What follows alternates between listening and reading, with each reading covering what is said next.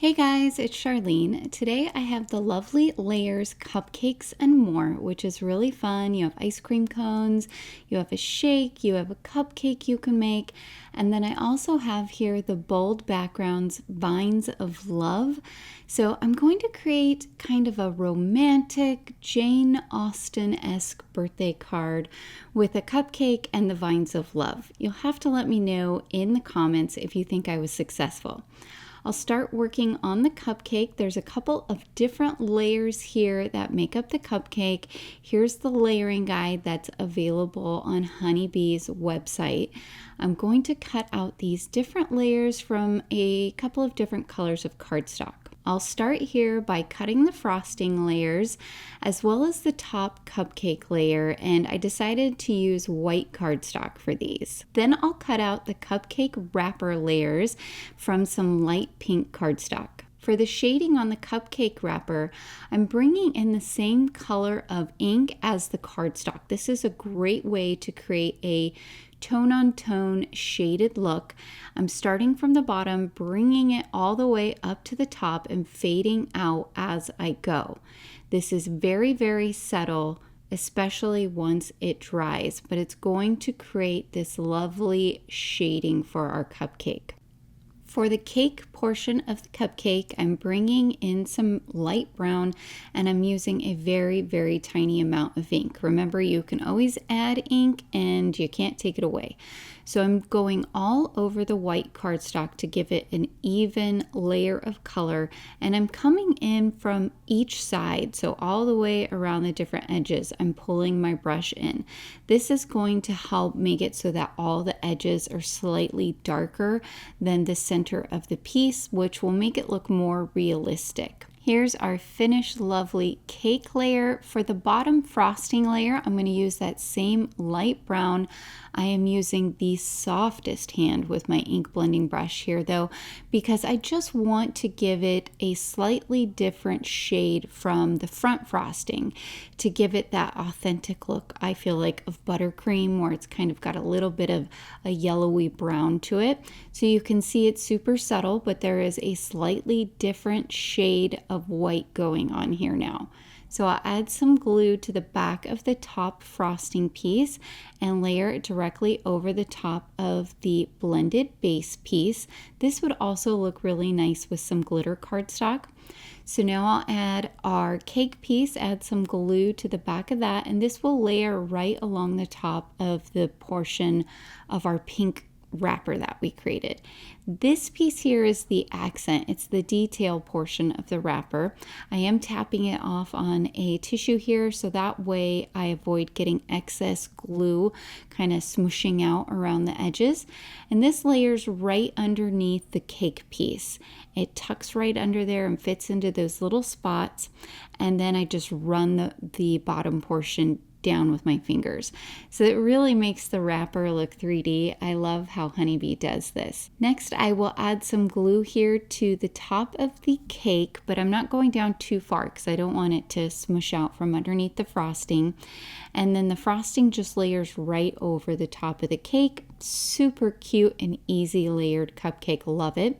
I'll set that aside for now, and I'm going to cut out the bold background Vines of Love from some different colors of cardstock. I'm going to use this kind of tealy color and then a couple of different pinks here. This is where I feel like it gets a little Jane Austen-esque. I'm bringing in those romantic colors. I have the layering guide here. I'm going to start by adding the largest hearts, but I'm going to do something similar to what we did with Cupcake. I'm going to bring in the coordinating ink color and I'm going to add some shading. So for the hearts, that means I'm just bringing up a little bit of the ink onto the heart from the base of the heart. Once I'm done with my ink blending on all of those, I'll add a tiny bit of glue down there to the base, and then these tuck back behind in the different areas. So it looks like these are heart flowers essentially that are growing out of these bases that are in the different parts of the background. I did decide to recut those pieces that were white out of a slightly darker shade of greenish teal cardstock, because I wanted the bases of the heart flowers to not stand out quite so much with the white. So all you need to do for this step is to add a little bit of glue over the top of the coordinating piece. They're the same size, so it's easy to figure out which one goes where, and then just lay it right over the top. These smaller hearts go at the end of a few of the different vine pieces. So I'm going to lift my piece up and just very carefully add a touch of glue at the end of the vine. You don't need very much. These are small hearts. You don't need much glue to get them to stick on there. And then I'll bring in the heart and just layer right over the top. Next, I can add glue to the back of the entire background piece.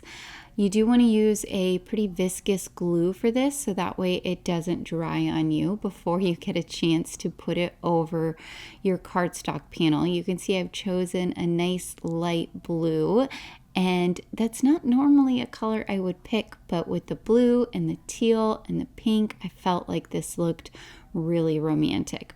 I'm just using my tweezers there to remove any excess little glue that might have popped out. Now I can come in and create my sentiment. This is the Blessings of Spring Stamps and Dies. I've chosen this very sweet sentiment here. It's your time to bloom. And I'll stamp this out in a blue that coordinates with our blue background. I normally stamp everything in black, but I felt like it was really important to stamp in blue for this card to keep it all cohesive and keep that soft romantic feeling to the card. So I'm going to go ahead and bring in my ink here and stamp this a second time. It looks really nice. I'll cut it out with the coordinating die. I also decided I wanted to add a candle to the cupcake, so this is really easy to layer up. I'll go ahead and do that off camera. I'm going to trim about 1/4 of an inch off the bottom of my candle, and I'm going to tuck this in underneath that top layer of frosting. So I'm going to bring in a little pokey tool here and kind of pull that piece back up a little bit, add some glue to the back of my candle, and then carefully tuck it underneath that piece right at the base so it hides the bottom of the candle. Once I'm done, I can bring in a little bit more glue and add it back to that piece that I pulled up. But I want the candle to sort of naturally go off and to the left. It did mean I needed to sort of turn my flame a little bit just with my fingers to kind of help it look like the fire is actually going up in the air as opposed to too far off to the side. But here's where I add that little bit of glue just back to the piece, and then I'm just gonna take my tweezers to help hold it in place while that glue dries. Reverse tweezers are just so handy. I love them. Now for the background piece, I'm going to trim about 1/8 of an inch off on each side. I love having a thin white border going around my cards. I think it just looks really classy. I'll add some glue here and center my piece onto an A2 size piece of white cardstock. I've added some double-sided adhesive foam to the back of the cupcake, and I'll center it here on the card panel. I've also added some foam tape to the back of the sentiment and a little bit of a shim so that way it has some support on the right hand side. To give us that kind of ethereal bling, I've added in some opal confetti mix, and now I can adhere the whole thing down to my card base. I did decide that I wanted to bring in one more pink heart here for the left hand side, so I cut that out because I felt like a little bit of pink was missing from there. It just wasn't quite balanced. So here's our finished birthday card, romantic Jane Austen style birthday card, very elegant. All right, guys, I hope you picked up some tips and tricks today. Please be sure to like and subscribe, as well as hit that notification bell so that I can continue to bring you more crafty content in the future. Until next time, happy crafting.